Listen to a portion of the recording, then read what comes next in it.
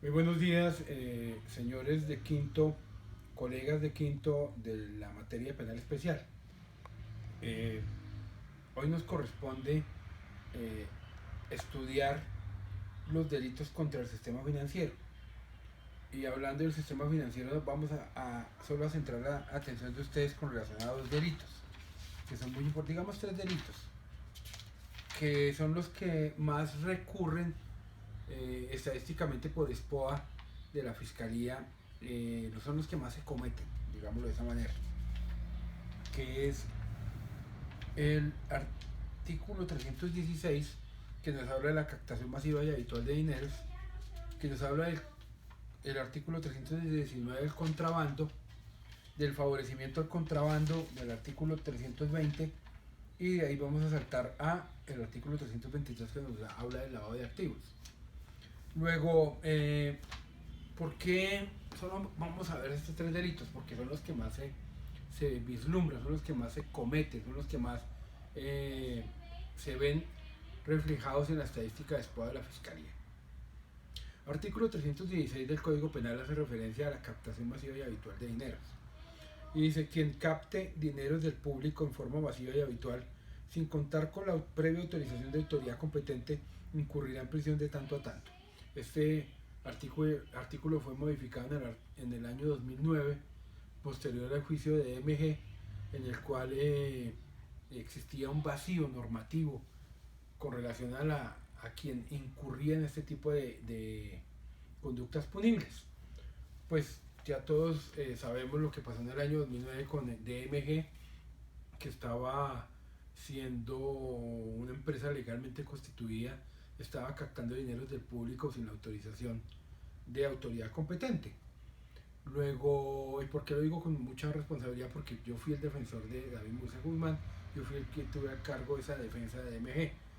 Luego, pues estudiamos muy a fondo este artículo 316 en su oportunidad, tanto fiscalía como defensa, pues para llegar a ya tener una modificación normativa que dejó de ser un tipo básico y aplicar con tipo penal en blanco, porque se refería a que se tenía que tener una disposición de otra normatividad especial para que se pudiera cometer dicho delito. ¿Y por qué lo digo de esa manera? Porque la captación masiva y habitual, sin, lo dice quien capta dineros del público, sujeto activo indeterminado, de forma masiva y habitual. Y aquí empieza ese ingrediente de tipo normativo del tipo. Sin contar con previa autorización de autoridad competente. Luego tenían que, en esa época del año 2009, recurrir a los lineamientos de la superintendencia financiera en cuanto a quién podía captar dineros del público. Y en esa época, pronunciamientos de la, de la, del área penal del profesor Bernal Cuellar, Jaime Bernal Cuellar, decía que se tenían que reunir tres requisitos importantes para que se pudiera configurar la captación masiva y habitual. El primero era que el captor hubiese excedido en su patrimonio en un 50%. Y si analizando el caso de MG, pues se lo había subido más del 3000%. Segundo, que tuviera más de 50 usuarios. Pues David Mose tenía 214.000 usuarios. También lo cumplía. Pero el tercer requisito, y no era I sino O, perdón, era I y no O, hacía referencia a que no se previera la comercialización de bienes y servicios. Y generalmente, tanto en esas pirámides, digamos, de forma aislada, porque todavía no estoy de acuerdo que fuera una pirámide, eh, como DRFE, DMG, y hoy en día, pues muchas han sido investigadas por parte de Fiscalía, siempre preveían la comercialización de bienes y servicios. Luego, la directiva de la superintendencia financiera no cumplía con esa carga. Eh, Luego, no se podía configurar el delito de captación masiva y habitual, sino para la doctrina penal se establecía que eso no era una captación masiva y habitual, sino era una estafa en masa. pero punitivamente, pues era más generosa punitivamente la captación masiva y habitual que la estafa en masa, razón por la cual David Murcia fue investigado, acusado, penalmente responsable en tanto en primera y segunda instancia por el delito de captación masiva y habitual, pero tuvieron que reformar el código en ese sentido.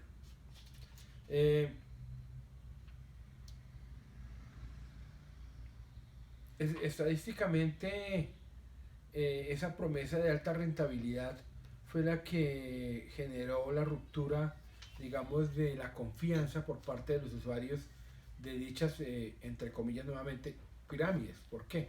Porque ofrecían intereses demasiado generosos que no cumplían con una meta que era la establecida en la misma superintendencia financiera, hablando de los límites de la usura, que ustedes saben que no se puede ofrecer intereses por encima de lo pactado o lo establecido por las directivas de la superintendencia financiera, razón por la cual ese delito, digamos, es muy discutible a nivel de juicios orales, especialmente los alegatos iniciales y de fondo. En cuanto al contrabando, pues sí es un flagelo que tanto como la extorsión se genera mucho en Colombia. Dice el artículo 319, el que en cuantía superior a 50 salarios mínimos legales importe mercancías del territorio colombiano, exporte desde él por lugares no habitados, o oculte, disimule y sustraiga de intervención y control aduanero, quien importe mercancías o trate de sacar del Estado sin previa autorización de la intervención y el control de las aduanas nacionales de la DIAN, pues inmediatamente repercute en el delito de contrabando. Y ahí sobreviene digamos, una discusión también a nivel doctrinal, que es la siguiente: ¿será que se produce contrabando en las zonas libres autorizadas por Colombia? Pues la respuesta lógica debería ser no. Pero si ustedes miran el estudio de las investigaciones de la Fiscalía, generalmente van los funcionarios de la policía fiscal ya no era a los San Andresitos de las ciudades. Se dirigen a casa San Andresito de la calle 38 y allá empiezan a preguntar sobre la nacionalización y la legalidad de los productos que han importado. Generalmente no se tiene ninguna respuesta al respecto y judicializan inmediatamente. Pero muchas veces, ¿será que es autorizado por el Estado? Es mi pregunta. Vuelvo a otros bienes jurídicos que hemos estudiado, como son la libertad del poder sexual, y hablando de la explotación sexual, cuando existen personas que tienen negocios de comercio sexual, tienen las famosas whiskerías, la zona de tolerancia de Santa Fe, la zona de tolerancia de Chapinero, de Venecia, en el sur de Bogotá. Y la pregunta es, ¿el Estado por qué tolera que existan ese tipo de sitios donde permiten la prostitución? Si bien es cierto, la prostitución no es un delito, el inducir a la prostitución sí. Y vuelvo otra vez al bien jurídico que estamos estudiando en este momento. Contrabando. ¿Por qué el Estado permite que vendan mercancías que no son importadas legalmente a través de San Andresitos o a través de las zonas libres como San Andrés, como Maicao, como Bucaramanga, donde llegan multiplicidad de mercancías que no han sido reportadas por la DIAN?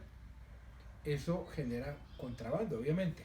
Y ahí sobreviene otro delito, que es el previsto en el artículo 320, favorecimiento al contrabando. Dice, el que en cuantía superior a 1000 unidades de valor tributario posea, tenga, transporte, almacene, distribuya, enajene mercancía introducida al territorio nacional por lugares no habilitados o ocultada, disimulada o sustraída de la intervención o control aduanera, incurrirá en prisión de tanto. El que en cuantía superior a unidades de valor tributario posea, tenga, transporte, almacene, distribuya o enajene mercancía introducida al territorio nacional por lugares no habilitados también incurre en la misma conducta. Ese favorecimiento al contrabando como el contrabando como tal, pues digamos que es permitido por el Estado porque no tiene un control. Si existiera control, no existirían los San Andresitos. Si existiera control, no existirían los lugares de comercio sexual. Si el Estado permite que vendan ese tipo de mercancías y no previene, porque la ley debería ser de forma preventiva y no inquisitiva, pues estamos frente a que se produzca una apología al delito. Si el Estado no tiene un control sobre esos delitos y aún así venden mercancía, permiten que vendan mercancía importada sin el control de aduanas nacionales, pues está permitiendo que se cometa el delito. Y si está permitiendo que se cometa el delito, pues estamos frente a una apología. No estoy de acuerdo con eso. Sin embargo, voy a buscar jurisprudencia al respecto y se los voy a enviar a ustedes como una lectura complementaria para que lo tengamos en cuenta. El otro delito que les quiero hablar es el previsto en el artículo 323, que nos habla de lavado de activos. Dice: el que adquiera, resguarde, invierta, transporte, transforme, custodia, administre bienes que tengan su origen inmediato en actividades de tráfico de migrantes, trata de personas, extorsión, que me dan un catálogo de delitos. Delitos contra el sistema financiero, delitos contra la administración pública, incurrirá, dice después, o se les dé los bienes provenientes de dichas actividades apariencia de legalidad, o los legalice, oculta o encubre la verdadera naturaleza de origen, ubicación, destino de movimiento, incurrirá en prisión, ya tiene una punibilidad aplicada. Acá, hablando del delito de lavado de activos en Colombia, digamos que también, de acuerdo a lo que se vivió en los años 80 y 90, se produjo mucho manejo de capitales producto de actividades ilícitas como lo fue el narcotráfico, la receptación de partes de automotores de carros, en fin, un sinnúmero de delitos. Pues se producía una investigación por parte de la Fiscalía General de la Nación. Todavía las unidades de lavado de activos de la Fiscalía General de la Nación inician la persecución penal y tienen algo demasiado particular. Es en el único delito en el Código Penal, hablando del delito de lavado de activos, que se invierte la carga de la prueba. No le corresponde al Estado probar que se produjo el lavado de activos, sino le corresponde a la defensa el probar que dichos dineros no hacen parte de un lavado de activos. Luego miren ustedes que ese facilitamiento, esa facilidad de obtener esos recursos, mejor dicho, ese ocultamiento, esa generación de recursos, esa obtención de bienes, productos de delitos como el narcotráfico, como el lavado de activos producto del hurto de hidrocarburos, el lavado de activos producto de la trata de personas, el lavado de activos de delitos contra el sistema financiero, produce que se sobrecargue la capacidad adquisitiva de las personas.